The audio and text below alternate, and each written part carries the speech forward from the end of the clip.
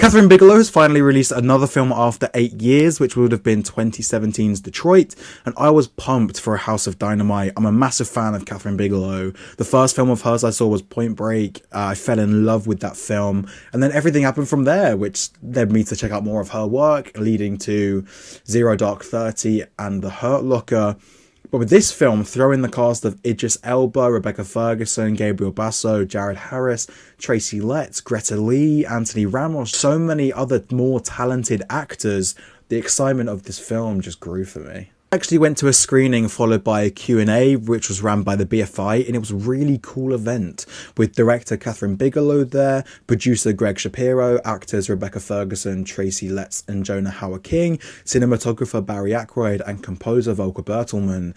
Each were asked one question about the film and working on the film, and it was really interesting to hear different aspects of the filmmaking from such a variety of different roles. I really enjoyed this talk because I'm always interested in how filmmakers approach different projects and how they make decisions. In A House of Dynamite, the United States detect a missile in the air which is headed towards the United States, and they try to figure out not only the best response, but who is responsible. Now, I liked this film for the most part. I just didn't love it, and I really wanted to love it. I kind of expected myself to love the film, but quite a lot of the issues I have lean on the for the most part. Like, this certain aspects of the film were great. For the most part, it was missing something. The film was very intense and suspenseful, especially the first half hour, which is where you see the most of Rebecca Ferguson, because of that sense of the unknown and you don't really have a clue what's going on. I think this first half an hour is very effective in getting you on the edge of your seat and how fast paced it is. To be honest, the whole film is quite fast paced, and it really helps that the editing is really good for that part. The missile has about 20 minutes until impact from the moment of detection, and you see this played out for the first time, how the US will respond. But because of how the film is structured, you see it played out again and again. It gets extremely repetitive. It's done in a way where the further along you go in the film, as the runtime progresses, you go further up the importance chain. So you start off with a military base commander and officers in the Situation Room at the White House. You then go to Stratcom, security advisors, and the Secretary of Defense, and then you go to the President of the United States. I can see what they're going for. They're trying to go from each different perspective from each member, but because all of them are in the same call, you pretty much know what's going to happen, and you know what they're going to say, you know how they're going to react because you've seen it already. It gets quite repetitive. Yet you know what's going to happen because you've seen it in the first half an hour. I was driven throughout these moments by that massive question of, will the missile hit Chicago or not? The film was more focused on showing that the decision of how they make the response. The question though, will the missile hit Chicago or not, is what drives the anxiety throughout the entire runtime, and I do think that question alone is effective enough in doing that. But as I said earlier, the fast pace and the editing does aid the anxiety. The actors put in good performances. They're relatively similar in the sense that for the characters the stakes are so high, it's life or death, and they don't have much time to act and come to the best decision, so the emotions are going to be very, very high, and they can't let these emotions overtake them because they need minimal impact on their decision making. I think each cast member does a really, really great job in dealing with these moments where the stakes are really, really high, and you're also introduced to a person in each of these people's lives, whether it's their son, wife, husband, daughter. You see them so you know what they could be losing. With such little time spent with these characters and each of these loved ones, the introduction of these characters didn't have the impact that I think it should have, because you do see some of them in person, but I think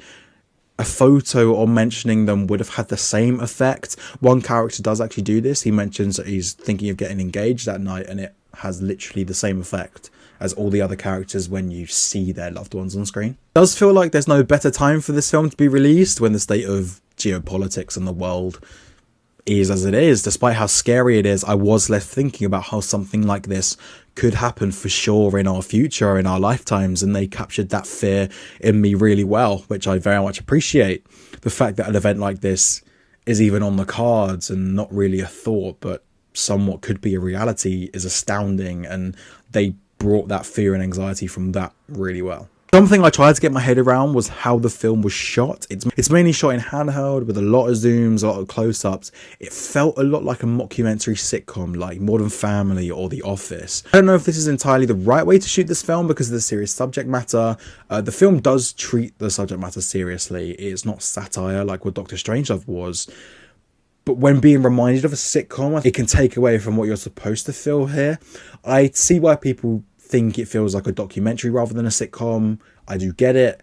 It's just not how I felt. What didn't take away and add to the feelings was Volker Bertelmann's score. It's piercing, it's suspenseful, anxiety-inducing. It did a great job at keeping you on the edge of your seat, and I think it's a part of the film which was the most suspenseful. As soon as the score plays, I think it's actually the first thing you hear. I was reminded instantly of Conclave. I knew we were about to hear some Volker Bertelmann greatness, and that's what we got.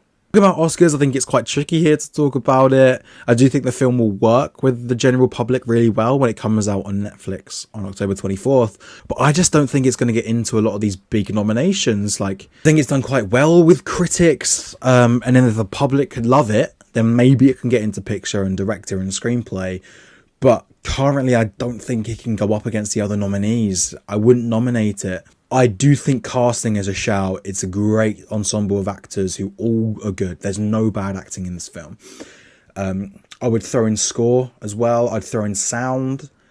Editing was really good. The thing is with editing is that often it's really difficult to throw in a nomination for editing when picture's not there.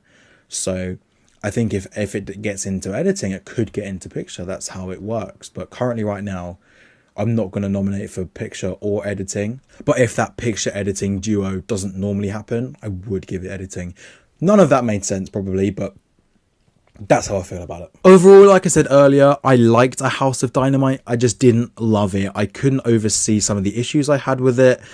But it is, for me, for the most part, a tense, edge-of-the-seat thriller. It just loses me with the repetitive structure and that sitcom feeling.